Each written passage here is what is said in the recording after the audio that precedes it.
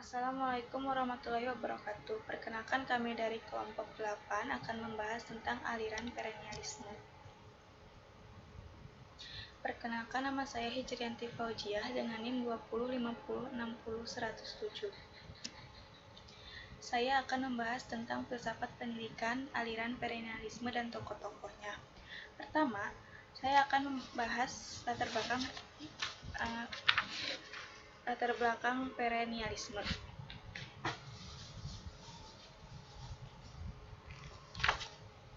Dalam makna asal katanya yaitu perennis atau bahasa Latin, atau perennial atau bahasa Inggris yang berarti tumbuh terus di dalam waktu, hidup terus di waktu ke waktu, atau abadi.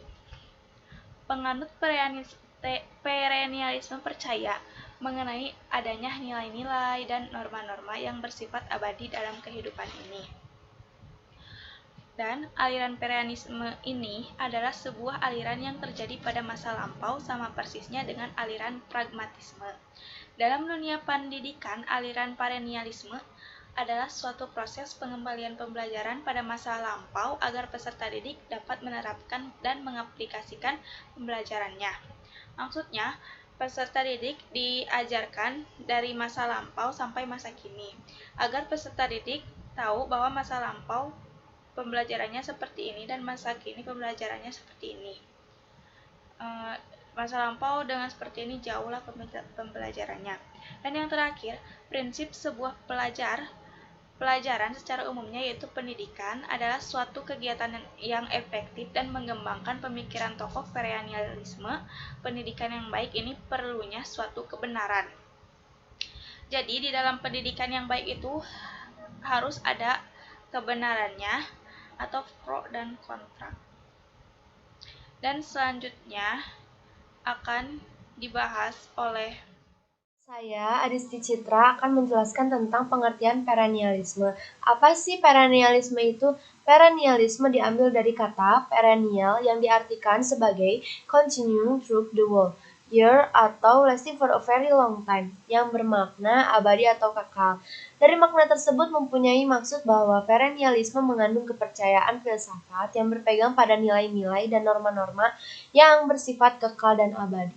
Selanjutnya akan dijelaskan oleh rekan saya.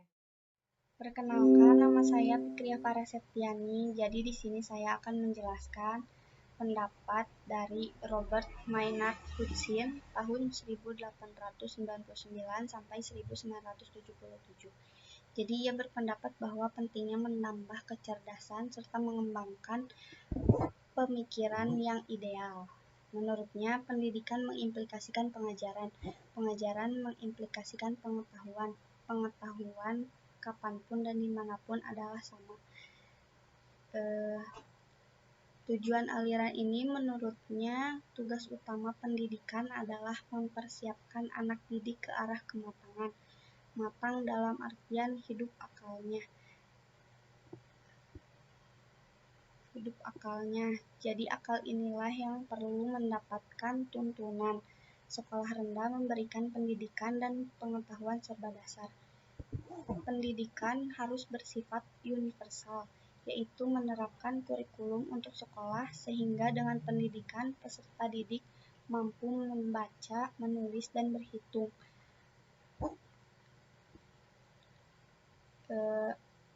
Dan pendidikan yang ideal menurutnya adalah pendidikan yang mampu mengembangkan daya intelektual. Nah, yang kedua itu ada pendapat dari Mortimer C. Adler pada tahun 1902 sampai 2001. Menurutnya, aliran perennialisme ini menjelaskan bahwa manusia itu adalah makhluk yang rasional dalam hal pendidikan.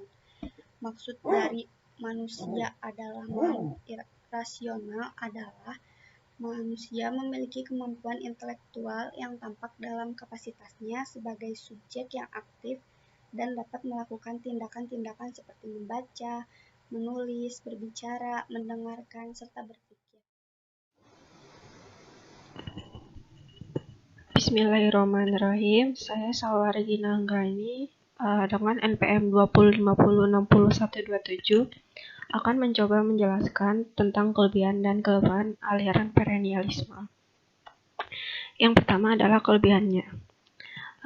Perennialisme mengangkat kembali nilai-nilai atau prinsip-prinsip umum yang menjadi pandangan hidup yang kokoh pada zaman kuno dan abad pertengahan.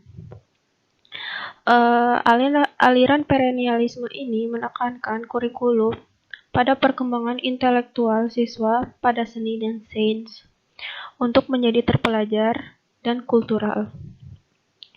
Yang kedua, saya akan menjelaskan tentang kelemahannya.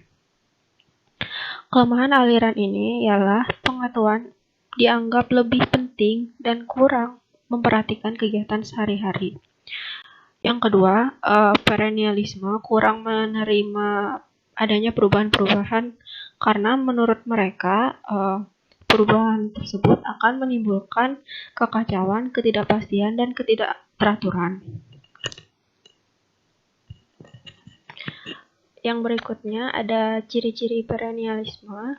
Perennialisme mempunyai ciri-ciri tertentu. Adapun ciri-ciri itu adalah yang pertama, perennialisme ini berakar pada tradisi filosofis klasik yang dikembangkan oleh Plato, Aristoteles, dan Santo Thomas Aquinas. Yang pertama yaitu oleh Plato. Menurut Plato, manusia memiliki 3 potensi, yaitu nafsu, kemauan, dan pikiran. Ketiga potensi ini adalah dasar kepribadian manusia. Yang kedua, menurut Aristoteles. Menurut Aristoteles, manusia itu adalah makhluk materi dan juga rohani. Artinya, sebagai materi manusia, sebagai rohani, ialah manusia akan menuju proses yang lebih tinggi dan menuju kepada manusia yang ideal. Sedangkan sebagai materi, manusia di dalam hidupnya berada dalam kondisi alam materi maupun sosial.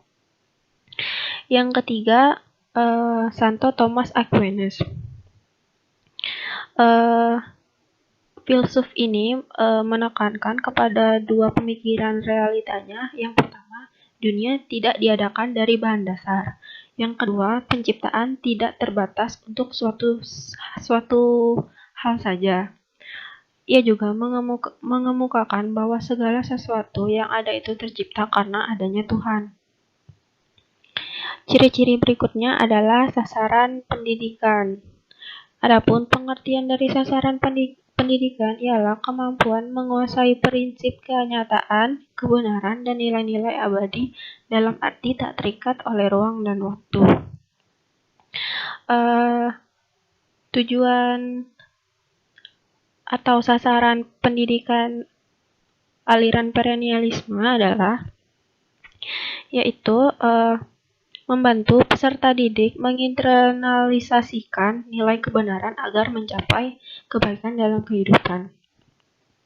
Contoh penerapan perennialisme dalam pendidikan yaitu berdirinya sekolah-sekolah berbasis agama seperti Muhammadiyah, sekolah Kristen, pondok pesantren.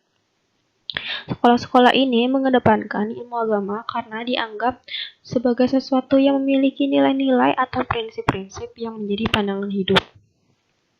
Ciri-ciri berikutnya adalah nilai-nilai dalam perennialisme itu bersifat tak berubah dan universal.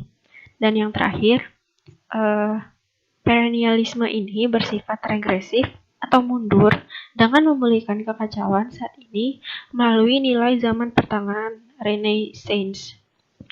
Sekian penjelasan dari saya. Kekurangannya mohon dimaklumi. Sekian, wassalamualaikum warahmatullahi wabarakatuh.